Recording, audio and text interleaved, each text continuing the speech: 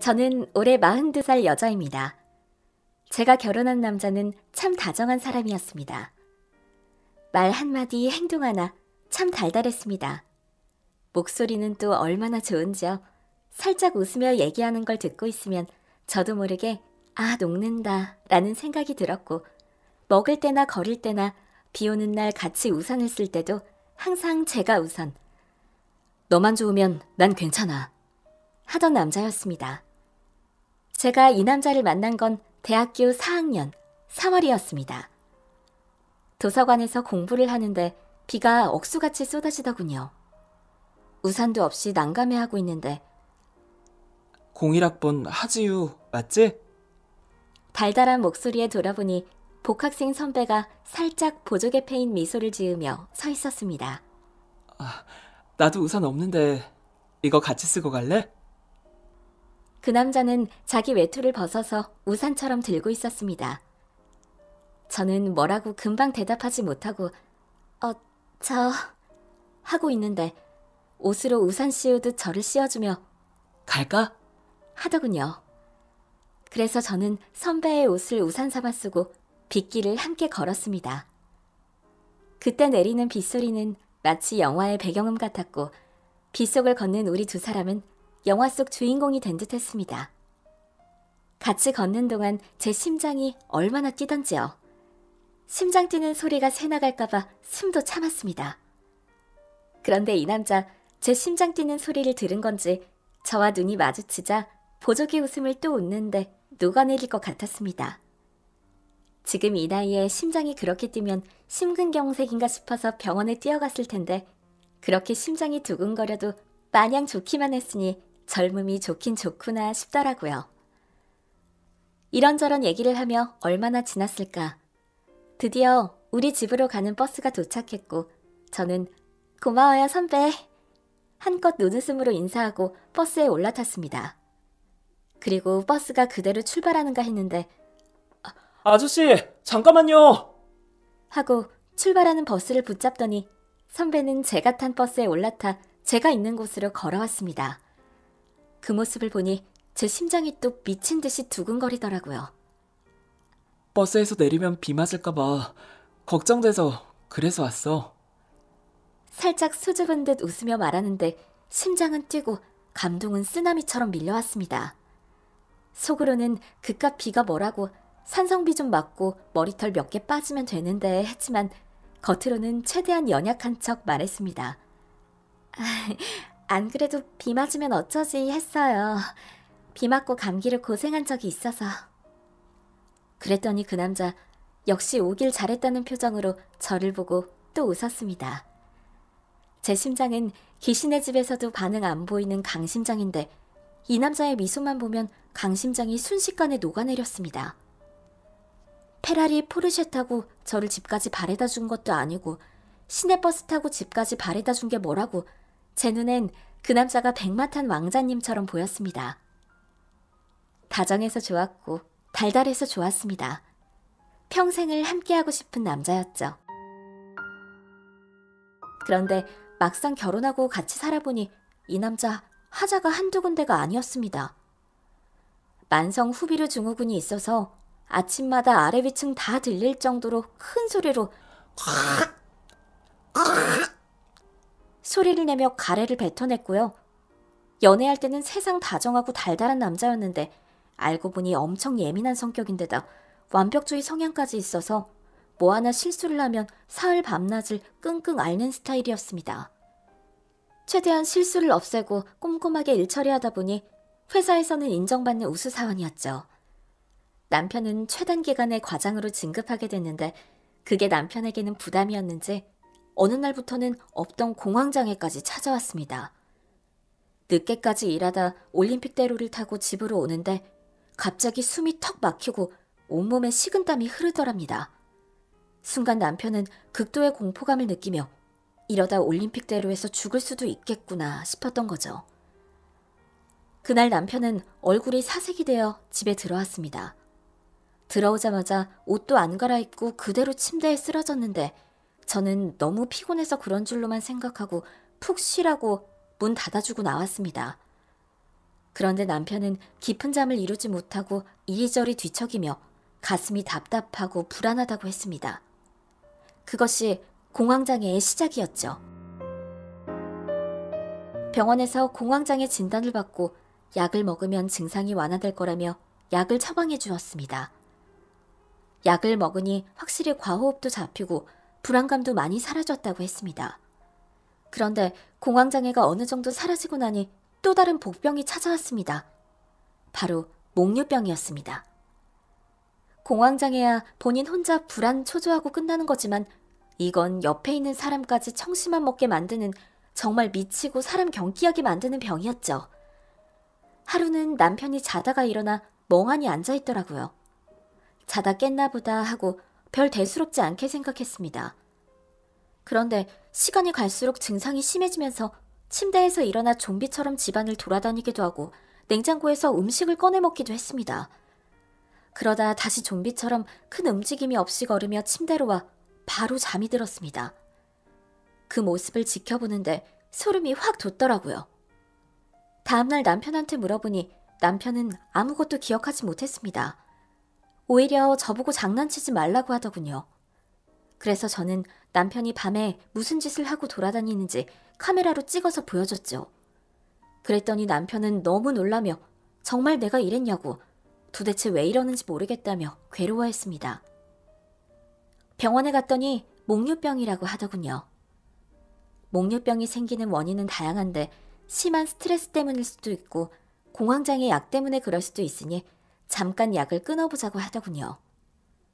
약을 끊으니 목류병이 조금 나아지는 것 같기도 했습니다. 그런데 공황장애가 더 심각하게 나타나 남편은 다시 곧 죽을 것 같은 공포를 느꼈습니다. 약을 먹자니 목류병이 찾아오고 약을 끊자니 공황장애가 찾아왔습니다. 목류병이냐 공황장애냐 둘을 놓고 고민하다가 남편은 죽을 것 같은 두려움을 안고 사느니 차라리 밤에 돌아다니는 게 낫다며 공황장애 약을 계속 먹겠다고 하더라고요. 목류병으로 돌아다니면 본인은 마음 편할지 모르겠지만 솔직히 저는 너무나 공포스러웠습니다. 마치 좀비하고 동침하는 기분이었습니다. 딸은 밤에 아빠가 돌아다니는 거 보면 머리가 쭈뼛 선다며 귀신이 겁나는 게 아니라 아빠가 겁이 나서 찬송가 틀어놓고 잤습니다. 그리고 저는 혹시나 남편이 자다가 밖으로 나갈까봐 현관문에 알람 장치 해놨고요. 남편이 밤에 냉장고 뒤져먹다가 생선가지 모가지에 걸릴까봐 가시 있는 생선은 아예 구워 먹지도 않았습니다. 밤에 무슨 소리만 나면 벌떡벌떡 일어나 깊은 잠도 제대로 이루지 못했습니다. 잠을 제대로 못 자니 내가 목류병인지 남편이 목류병인지 일하면서도 몽롱했고 피곤은 쌓이고 쌓여서 만성피로가 되더라고요. 한 해 두 해 만에 끝나는 것도 아니고 이러다 나까지 좀비 되겠다 싶었죠. 결혼식 날 주례 선생님 앞에서 검은 머리 파뿌리 될 때까지 서로 아끼며 사랑하겠다고 혼인서약까지 했는데 어디 내다 버릴 수도 없고 이게 다 내 업보다 내가 전생에 죄가 많아 좀비하고 사는가 보다 인생 체념하고 살고 있었습니다. 하지만 이 모든 건 같이 사는 식구만 아는 하자일 뿐 대외적으로 남편은 일 잘하지 매너 좋지 인물 반반하지 아주 괜찮은 사람이었습니다. 그러다 한 여자가 남편한테 걸려들었죠. 그 여자는 좋은 말로 골드미스, 흔히 하는 말로는 노처녀, 남편 직장 상사였습니다. 오랫동안 옆에서 지켜본 노처녀 직장 상사는 내 남편에게 반한 지 오래였지만 이 남자가 유부남인 관계로 대놓고 어떻게는 못하고 기회만 엿보고 있다가 회사 회식 자리를 노렸더군요. 그 여자는 많고 많은 자리 중에 하필 남편 바로 옆자리에 앉았고 고의로 술잔을 넘어뜨려 어머 괜찮아요? 다리에 쏟은 술을 닦아주는 척하며 은근히 팔다리 쑤치며 몸 여기저기를 더듬은 모양이더라고요. 노처녀의 의도를 1초 만에 알아차린 남편은 상사로만 대했던 마음을 완전 해제시켰고 노처녀는 그 타이밍을 놓치지 않고 정 과장, 나 오래 기다렸어. 오늘은 잡아먹고 싶어. 추파를 강하게 던진 것이었습니다. 남편은 상사의 명령에 기꺼이 기쁜 마음으로 복종했고 굶주린 상사의 희생양이 되어주었던 거죠. 그렇게 두 사람은 불이 붙었습니다. 직장 내에서 두 사람의 은밀한 만남을 제가 알 리가 없었죠. 샤워하고 나온 저를 보고도 아무 반응을 보이지 않는 남편을 보고도 목류병 때문에 피곤해서 그렇겠지 좀비 같은 남편을 이해했습니다. 득도 하는 수도승처럼 아내 보기를 돌같이 해도 저 인간 아파서 그렇다, 병자라서 그렇다, 몸에 사리가 나올 것 같아도 참고 또 참았습니다. 그런데 알고 보니 뒤에서 호박씨 까고 있었던 겁니다. 어느 밤이었습니다. 남편이 또 목류병 증상을 보이면서 자리에서 스르륵 일어나 밖으로 나가더라고요.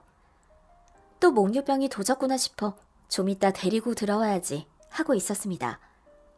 그런데 그날 밤 남편은 평소와는 다르게 전화기를 들고 나갔습니다. 그리고는 소파에 앉아 너무나 자연스럽게 전화기 패턴을 풀고 전화기 안에 사진을 열어보고 동영상을 열어보더군요. 이제는 하다하다 별짓을 다 하는구나 생각하고 조심스럽게 데리고 들어가려고 했죠. 그런데 남편이 보는 동영상이 예사롭지가 않은 겁니다. 뭐야, 야동을 보나? 싶어서 남편이 멍하게 쳐다보고 있는 동영상을 옆에서 같이 들여다봤는데 순간 저 너무 놀라서 악소리가 나오는 걸 겨우 양손으로 입 틀어막았습니다. 동영상 속의 그 남자, 남편이더라고요. 낯선 공간, 낯선 침대, 처음 보는 여자, 그리고 내 남편. 머리가 핑 돌고 심장이 터질 듯이 뛰기 시작했습니다. 동영상 속에 있는 남편은 내가 알고 있는 남편의 모습과는 또 달랐습니다. 뭐랄까, 물 만난 고기 같다고나 할까요? 굉장히 활기차고 자신감 넘치고 힘도 넘치는 듯 했습니다. 목류병으로 인해 만성 피로에 절어있는 인생 시들해진 그 남자가 아니었습니다.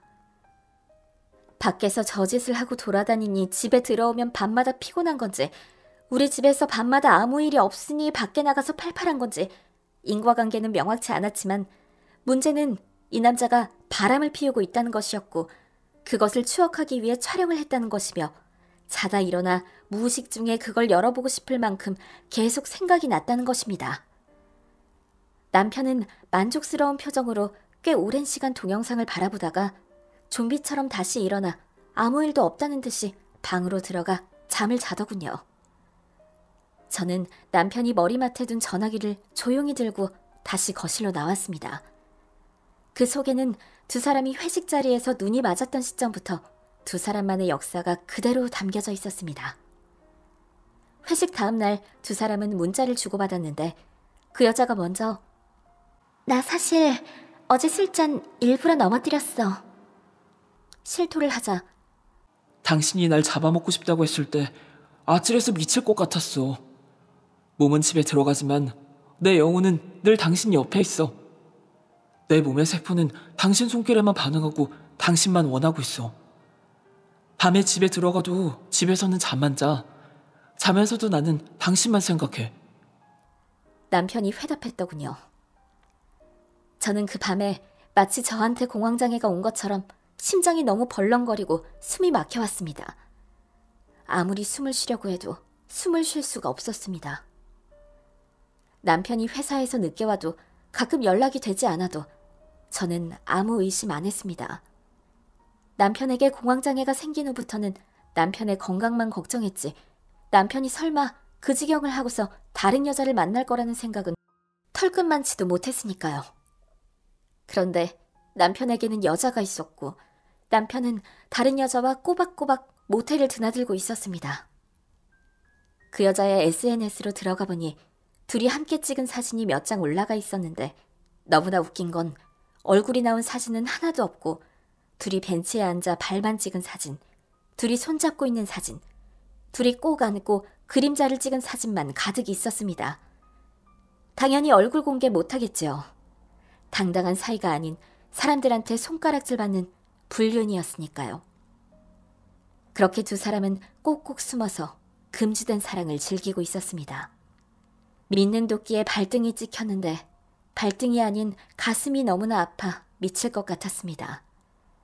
끝도 없이 사진이 나오는 걸 보니 하루 이틀 된 사이가 아닌 듯 했습니다. 저도 모르게 눈에서 눈물이 주르륵 흘러내렸습니다. 남편은 간밤에 자기가 무슨 짓을 했는지, 제가 무엇을 봤는지 전혀 모른 채 회사에 출근했고 저녁이면 꼬박꼬박 집에 들어와 잠을 잤습니다. 외박하고 싶었을 겁니다. 그 여자와 밤새 같이 있고 싶었겠지요. 하지만 남편은 집에 들어올 수밖에 없었을 겁니다. 밤에 자다 일어나 돌아다니는 저 괴상한 짓을 그 여자한테 보일 수는 없는 일이니까요. 이런저런 생각들로 저는 머리가 깨져버릴 것 같았습니다. 12년을 함께 살았고 모든 것을 다 감싸줄 수 있을 만큼 남편을 사랑했으며 우리는 늙어서도 함께할 거라 굳게 믿었습니다. 그런데 그건 저 혼자만의 생각이었습니다. 비참했고 치떨리게 배신감이 들었습니다. 이대로 헤어질 자신도 없었고 다른 여자한테 몸도 마음도 다 준 남자와 계속 같이 살 수도 없을 것 같았습니다. 제 마음을 저도 잘 모르겠더라고요. 이혼해버리자는 생각이 들었다가 용서를 빌면 못 이기는 척 넘어갈까 생각이 들다가 하루에 수백 수천 번 생각이 왔다 갔다 했고 수많은 지옥을 골고루 체험하며 돌아다니는 기분이었습니다. 그런데 두 사람은 왠지 헤어질 수 없을 것 같았습니다. 같은 회사를 다니는 데다 남편도 그 여자도 서로에게 너무 불타올라 있었습니다. 저는 하루 날 잡고 그 여자를 찾아갔습니다. 그 여자에게 전화해 정 과장 와이프라며 회사 앞 커피숍에 있으니 조용히 혼자 나오라고 했습니다. 안 그러면 회사 시끄럽게 만들 거라고요. 그 여자를 기다리는 동안 제가 잘못한 것도 없는데 제 심장이 벌렁거리더군요. 잠시 후 그 여자가 들어섰고 그 여자가 자리에 앉자 제가 물었습니다. 왜 그랬어? 유부남인 거 몰라? 제가 단도직입적으로 얘기하면 무조건 미안하다, 잘못했다 나올 줄 알았는데 뻔뻔한 건지 당당한 건지 아니면 단단히 각오하고 있었던 건지 전혀 주눅 들거나 쫄지 않고 당당하게 말하더라고요. 사랑은 조건을 따지는 게 아니니까 유부남이라고 피해가면 그건 사랑이 아니지. 골키퍼가 골대를 맞고 있어도 언젠가 골은 들어가게 돼 있어. 내가 아니라도 결국 바람은 나게 돼 있다는 거지. 평생 골 한 번 안 터지면 너무 시시하잖아? 얘기하면서 픽 웃기까지 하는데 순간 꼭지가 돌아버릴 것 같았습니다. 욕이 목구멍까지 올라오는데 억지로 삼켰습니다. 제가 그 얼굴 앞에서 열받아서 발발거리면 저를 만만하게 볼 것 같아 최대한 침착하게 얘기했죠. 내 남편 하자 있는 놈이야. 너 생각해서 특별히 해주는 말인데 일찌감치 헤어지는 게 좋아. 안 그러면 후회하게 될 거야. 그랬더니 그 여자가 픽 하고 또 웃더니 후회하면 어때? 남의 거 허락도 없이 가져오는데 그 정도 리스크는 감수해야지. 생각해줘서 눈물 나게 고마워. 그런데 아줌마라 그런가? 오지랖이 너무 넓다. 전혀 미안한 기색도 없이 따박따박 자기 할 말 다 하더라고요. 아줌마라고 다 그런 거 아니야. 정말 네가 걱정돼서 그래. 너 뒷감당 되겠어? 연애할 때는 다 좋아 보이지. 좋은 모습만 보여주고 좋은 말만 하고 사랑한다, 보고 싶다, 달콤한 말만 주고받으니 세상이 달달하겠지. 그런데 현실은 그렇지가 않아. 네가 아직 결혼을 안 해본 노처녀라 현실을 모를 것 같아서 해주는 얘기야. 내가 경고하는데 당장 그만둬. 불장난이 아찔하고 좋아서 잠깐 놀다 빠져나갈 생각이라면 여기서 그만해. 더 이상은 아니야. 너 천벌받게 될 거야. 그러자 그 노처녀의 얼굴이 찌그러지더니 작정을 한 듯 얘기하더군요. 천벌받아야 될 일이면 받아야지. 그런데 이게 천벌받을 일이야? 내가 뭘 그렇게 잘못했는데? 우리는 서로의 감정에 충실했을 뿐이고 네가 나보다 조금 먼저 그 남자를 사랑했을 뿐이야. 먼저 주었다고 요새 떨 일은 아니잖아? 여기까지 찾아온 걸 보니 그냥 찾아온 건 아닌 것 같고 분명히 뒤를 캘 만큼 캤겠지.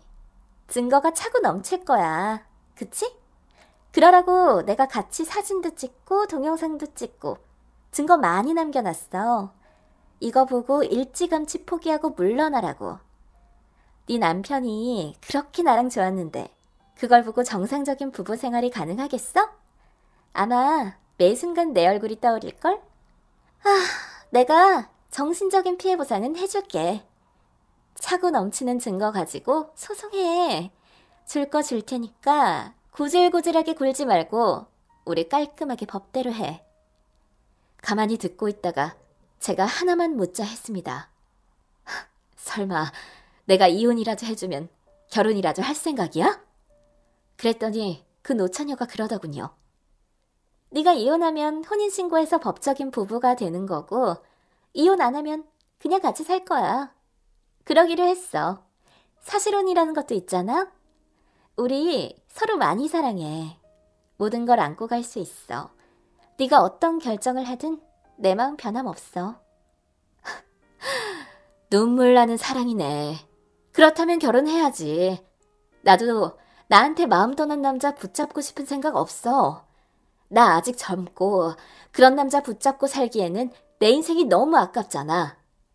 그 마음이 진심이라면 놔줘야지. 잘 살아봐. 후회하지 말고. 누구나 그렇듯 부부끼리 마냥 좋기만 해서 사는 사람은 없을 겁니다. 서로 맞지 않고 어려움이 있어도 가족이니까 참고 어려움도 극복해 나가는 거죠. 그런데 가족이라는 믿음이 깨지고 부부에 대한 신뢰가 깨지면 그 관계는 더 이상 유지되기가 힘든 거더라고요. 그래서 저 그 여자를 상대로 위자료 소송하고 남편과 이혼했습니다. 니네 둘이 그렇게 죽고 못 산다는데 어디 한번 살아봐라 싶었습니다. 나도 이 남자와 결혼하기 전 그런 애끓는 사랑 안 해본 거 아니고 사랑할 줄 몰라서 이혼하는 거 아니다. 그런데 이 남자와 사는 거 호락호락 하지는 않았다. 하자마는 이 남자 어디 한번 감당해봐라 싶었습니다. 남편은 저와 이혼하고 난 후 그 여자와 혼인신고까지 하고 법적인 부부가 되었습니다. 그리고 한두 달쯤 지났을 때 그 여자한테 전화가 왔더군요. 우리가 전화할 사이도 아닌데 무슨 일로 전화한 거야? 그랬더니 그 여자가 다짜고짜 묻더군요. 이 남자 왜 이래? 밤마다 뭐야? 며칠 전에는 갑자기 냉장고를 열고 김치를 맨손으로 집어먹더니 어제는 팬티바람으로 밖에 나가기에 겨우 붙잡아서 데리고 왔어. 왜 이래? 그러고도 왜 기억을 못해? 기겁을 하며 묻기에 제가 대답했죠. 내가 얘기했잖아. 내가 이 인간 하자 있는 인간이라고. 그랬더니 네가 뭐랬어? 아줌마 오지랖이라며 신경 꺼랬잖아. 그 사람 목류병 있어. 얘기 들어보니 나하고 살 때는 그 정도는 아니었는데 상황이 점점 심각해지나 봐?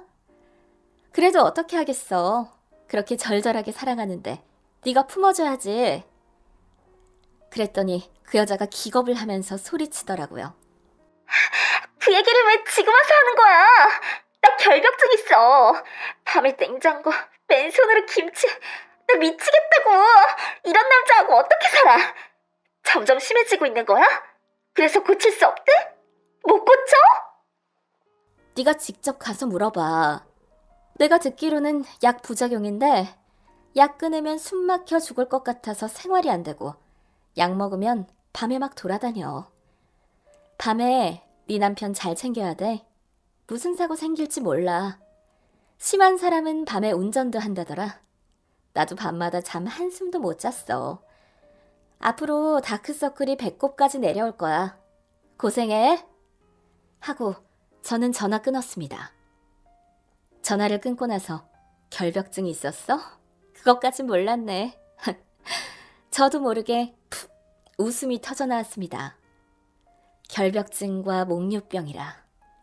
둘이 어떻게 살고 있는지 안 봐도 비디오더라고요.